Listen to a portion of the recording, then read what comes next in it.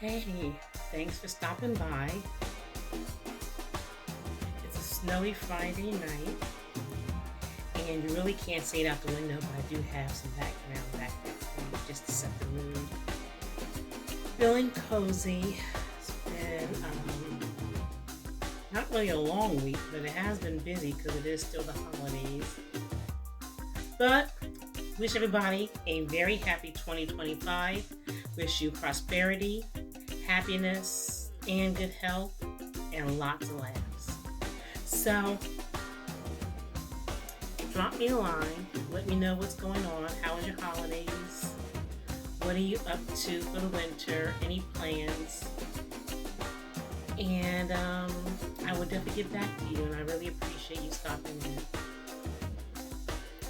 So we're going to pick up. We had left off with Alan, who was wiling out, and I guess he finally came to realize he was wiling out, and also it had been pointed out to him by his brother and his mother, and he was trying to avoid his father telling him. So we're gonna pick up now with Marie. So Marie, after me, I was taking a break from men, not even going on a date. Men, who wants them? Who needs them? They're nothing but turmoil and drama. Straight up trouble. That's what they are. Work, family, and friends were enough for me. Not saying I didn't enjoy looking at a fine man, but that was enough for now. No giving my number or taking the telephone number. It had been close to 2 years now before I even started dating again. I decided I was ready for the dating scene again. But like I said, it had been 2 years. Did I miss the ups and downs they brought with them, or was I optimist, thinking just maybe there's one out there right for me? Anyway, I started dating, but taking it slow. Once I went on a date, I didn't even call him until a week later. Didn't let him come over to my house unless my daughter wasn't home. I didn't want her to meet anybody I wasn't serious about. Life was fine. Nothing exceptional going on. This weekend, coming up, Monica and I were going to South Jersey to visit Cherie, or Sherry. Remember her? She was my sister-in-law. We always kept in touch and visited each other regularly. I was taking the bus down. This bus ride by car took an hour and a half.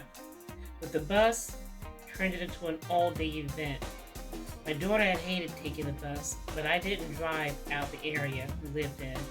So, early Saturday morning, we got up, got dressed, and I got Monica's little snack bag that we shared on our ride to see Sherry. My mom and little sister drove us to the bus station. Our bus left at 8:30 in the morning. We arrived at 1:30 that afternoon. This bus stopped for everything and wiggled its way through the tiniest town in almost every town. Back dirt roads. By car, this would have been an hour and a half ride. But again, this was an all-day thing here. Monica had cousins here to play with, while Sherry and I sipped on cocktails with her sister and laughed our asses off. Sherry's sister was married with 4 children. We stayed around her place so she didn't have to bother to get someone to take care of the kids. Later that evening, Monica stayed with Sherry's sister while Sherry and I went out that night. We didn't stay out too late because I was tired from the ride and drinking cocktails during the afternoon. We had a nice time and headed back to pick up Monica in the middle of the night. I didn't want to wake her, but we were staying at Sherry's. That was on the other side of town, and I knew I didn't want to get up early to have her to go and get her. So Sunday, we slept late. When we woke up, Sherry had already cooked a delicious breakfast. I adore breakfast food, even if it didn't keep my stomach full. We sit at the kitchen table and talked about the people that lived on our street when Sherry and her husband moved down the street from my family. How the world seemed so sunny, bright, and happy then, and how times and things had changed, including us. Some of the old gang had moved out of state. We didn't keep in close contact, but when they were in town, we'd all get together, and it was like we'd been seeing each other all along. Sherry was still head over heels in love with her ex-husband and didn't care who knew it. She told everybody how she still had such love and desire for that man. He'd had a woman that was willing to do anything for him, but instead, he liked the streets and chasing other women. She had even thought the reason why he finally left her was because she couldn't have a baby. She did have some medical reason for not having a baby or having difficulty conceiving. Well, her doctor wanted her husband to come in for a sperm count and he wouldn't go in. So she kept asking him. After months, her husband agreed to go have the sperm count done. Come to find out, his sperm count was low.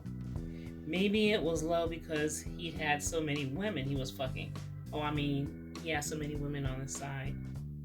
Anyway, about 2 years passed after they finally got divorced. And guess what? Sherry got pregnant. No, not by him. She had waited around 6 years before she divorced him. She was waiting to see if they'd get back together. Well, the chick gave up on it and decided to move ahead with her life. We didn't know who the father was, but for some reason, people thought it was her ex-husband's. Sherry's little girl was adorable.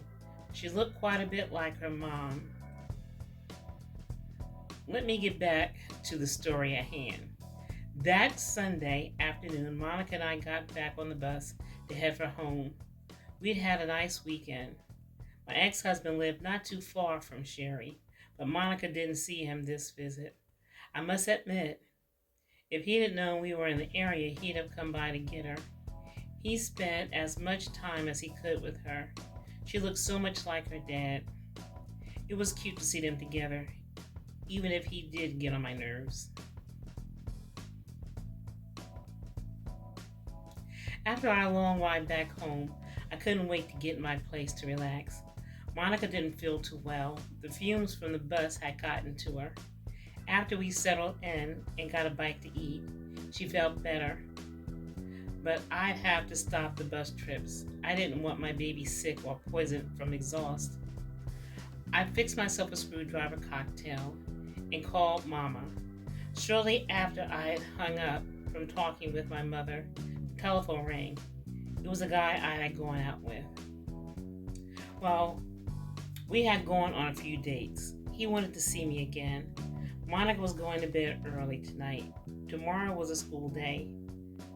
I got bold and told him to come over around 9 tonight. This way she'd be asleep and wouldn't see him. Like I said, I didn't want her to meet somebody I didn't think I really would have around for a while. So anyway, he was nice enough, but not what I wanted a real relationship with. 9 o'clock came and he hadn't shown up. He was about 20 minutes late, and that was okay. He came in and I fixed him a drink and we sat on the sofa. He was so funny, not like telling jokes funny, just naturally funny. Well, he had me cracking up. I tried to be quiet because I thought I was going to wake Monica up. I suggested that we go to my bedroom to watch television. Maybe he would be able to make me laugh my clothes off again. You know what I mean? Well, I didn't allow him to stay all night because I didn't want to take a chance at Monica running into him. And so, I'm going to call that it for tonight. Again, I thank you for stopping in. I hope you leave a comment. I hope you share this with people. And I hope you subscribe. I have a lot of hopes going on here, don't I? But anyway, I also hope you have a great new year. Like I said, I hope you have great health, prosperity, and happiness, and smiles and laughter. And again, subscribe, hit me up, leave a comment. Please share this. I would greatly appreciate it. And I wish you peace and love. And remember to be kind to yourself and to others.